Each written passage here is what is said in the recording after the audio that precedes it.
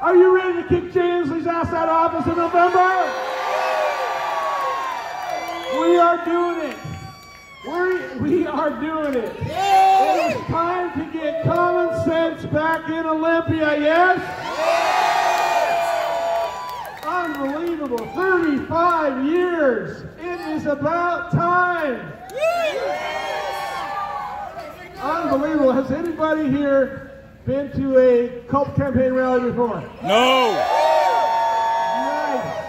We've got a lot of new people. Thank you for coming. Thank you everybody for being here. We are going to kick Jansley out of office. Yeah. In November. And it's not just from conservative-minded Republicans either. I'm hearing from a lot of Democrats at every rally we go. I bet you there's more than a dozen here that are sick and tired of what's going on with the far left and the control that one person in this state has over our lives.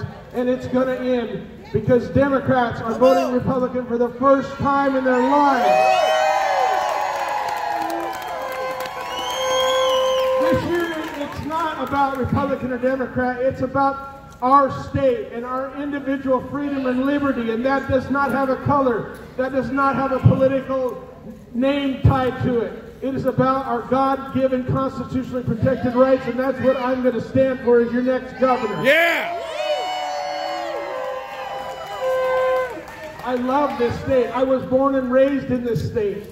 I grew up in a small farming community called Chimicum, Washington. Has anybody been there? All right, the whole town is here.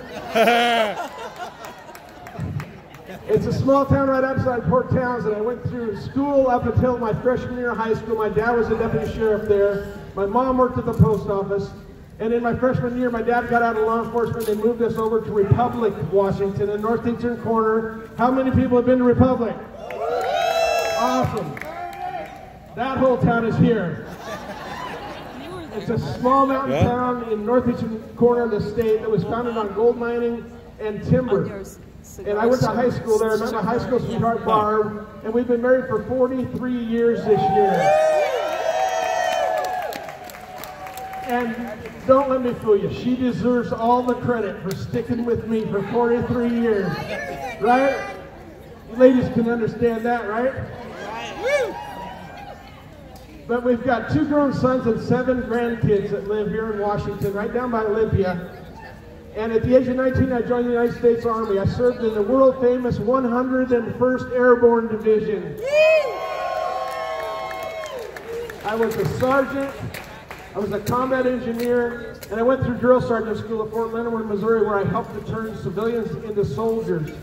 I was the honor graduate of the Non-Commissioned Officers Academy with the 101st Airborne, and I served 1 year overseas in Korea with the 2nd Infantry Division. Do we have any veterans that are active duty with us tonight? Yeah, give them a hand. Thank you for your service. Our veterans and first responders will be honored when I am governor every single day, as they should be. They are heroes of this country.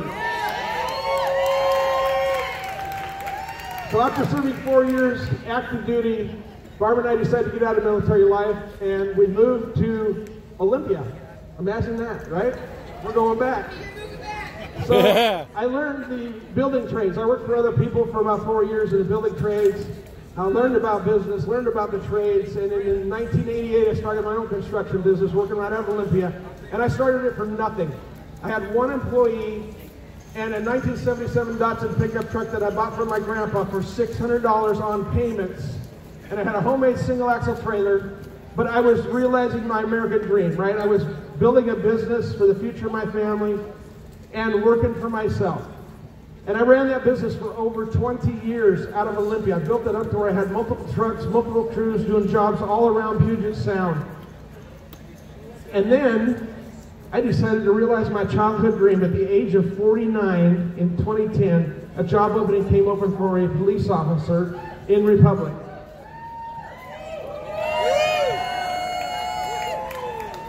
And, you know, my dad was a deputy sheriff when I was a kid, like I said, and that was my childhood dream, was to be a police officer. But you know how life kind of takes you down different paths sometimes? But at 49, when that job opening came open, I told Barb, you know, if I don't realize my childhood dream, I'm going to be too old if I wait too long. And she looked at me and said, well, you're kind of too old right now.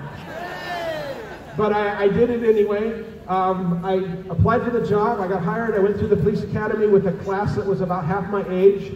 And a lot of them called me Grandpa, but I made it through, sold my business to my youngest son, Adam, who's still running that business to this day. Building a legacy, right? So it's been very rewarding being a police officer. I've been a patrol officer, I've been a canine handler, I was a narcotics detective for over 3 years, and I've been the chief of police in the Republic for the last 4. Very rewarding work to put criminals in jail and protect good people, right? And we need to forget this far left idea of defunding the police. It's the stupidest thing I've heard of in my life. We need to defend the blue, not defund the blue, right? Yeah. Unbelievable. So, why am I running for office? What happened, right? That wasn't my childhood dream, to be a politician. Who has that childhood dream, right? I don't know, maybe some people. But that was not my childhood dream. I was living my childhood dream.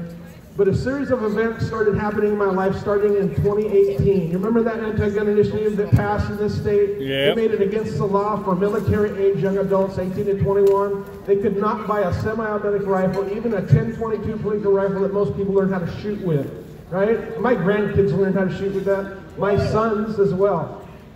It made it against the law. And I knew that it was unconstitutional.